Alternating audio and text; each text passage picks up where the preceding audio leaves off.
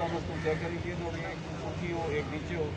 तो फिर भी वो गिरने का मिलता है। तो प्रॉपर लेवल में होनी चाहिए इसके वर्टिकल पाइप जो भी है। इसके अलावा इसकी जो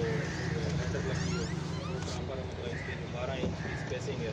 वो होनी चाहिए। कोई भी पाइप पाँव रखने की जगह जहाँ पे इसको ज्वाइन कर रहे हैं डबल सीढ़ी पे कोई पाइप आ रहा है तो वो 3 इंच 5 इंच और 5 इंच बाटा होना चाहिए। ये समझ आएगी ये जो इसके बाद के जो वुडन फ्लैग्स हैं ये मतलब शहर की लोकेशन में है प्रॉपर जो है ना वो बैंडिंग वाइज से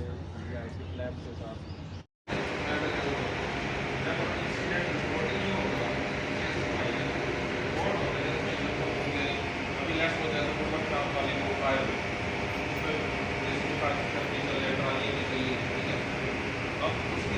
कास्ट 1 लाख से भी ज़्यादा पड़ रही है। मैं एक एग्जांपल बता रहा हूँ, ये तकरीबन इतनी पड़ रही है। अब अगर उसको हाइड आउट किया जाए तो इंसिडेंट में छुपा लें हम किसी तरह और ऐसे फैक्टर दे दें तो उस पर पूछताछ होगी कि ये कैसे खाली हो गए, इसकी अमाउंट आप इंसिडेंट हो गए या बल्कि वो ये प्रॉब्लम आ जाती है। इंसिडेंट कोई भी रिपोर्ट हो अगर कोई हुआ है तो आप देख लें बाजू में अगर कोई बेल्ट टूटे हैं, कोई चीज़ डैमेज हुई है, टूल डैमेज हुआ है, किसी इंसिडेंट के नतीजे कभी किसी ठेकेदार को पेनल्टी तो नहीं पड़ी ना। इंसिडेंट अगर रिपोर्ट हो हाइड आउट हमने कर दिया भाग गए तो फिर वो मसले बनते हैं उसमें।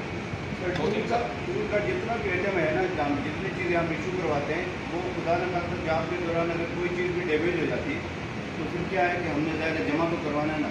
लेकिन टूडू वाले वो जमा नहीं करते ना। उसका रीज़न ये है कि वो कहते हैं कि ये फॉर्म आप लोग जितने कन्फर्म लोग हैं जितने भी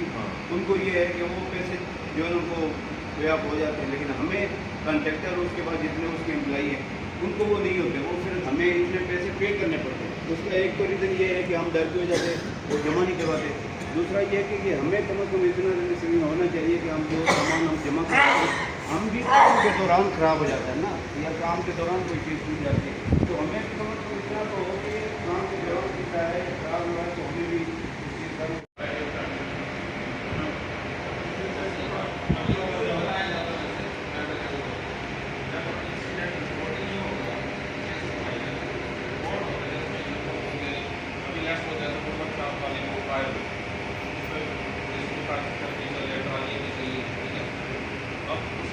कास्ट 1 लाख से भी ज़्यादा पड़ रही है।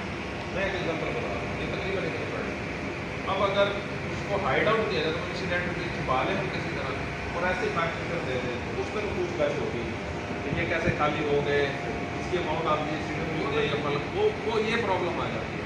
इंसिडेंट कोई भी रिपोर्ट हो अगर कोई हुआ है तो आप देख लें बाजू में अगर कोई बेल्ट टूटे हैं, कोई चीज़ डैमेज हुई है, टूल डैमेज हुआ है, किसी इंसिडेंट के नतीजे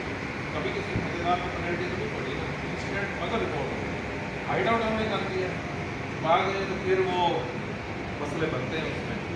टूल का जितना भी आइटम है ना हम जितनी चीज़ें हम इशू करवाते हैं वो खुदा न खास्ता जॉब के दौरान अगर कोई चीज़ भी डैमेज हो जाती है तो फिर क्या है कि हमने ज़्यादा जमा तो करवाना है ना, लेकिन टूडू वाले वो जमा नहीं करते ना। उसका रीज़न ये है कि वो कहते हैं कि ये फॉर्म आप लोग जितने कन्फर्म लोग हैं जितने भी उनको ये है कि वो पैसे जो है उनको पे ऑफ हो जाते हैं, लेकिन हमें कॉन्ट्रैक्टर उसके बाद जितने उसके एम्प्लॉई हैं उनको वो नहीं होते, वो फिर हमें इतने पैसे पे करने पड़ते हैं। उसका एक तो रीज़न ये है कि हम डर की वजह से वो जमा नहीं करवाते। दूसरा ये है कि हमें कम से कम इतना रिलीज होना चाहिए कि हम जो सामान हम जमा करते हैं हम भी काम के दौरान ख़राब हो जाता है ना, या काम के दौरान कोई चीज़ टूट जाती है तो हमें भी कम से कम इतना तो हो कि काम के दौरान कितना है खराब हुआ है तो हमें भी इस चीज़ का हमें भी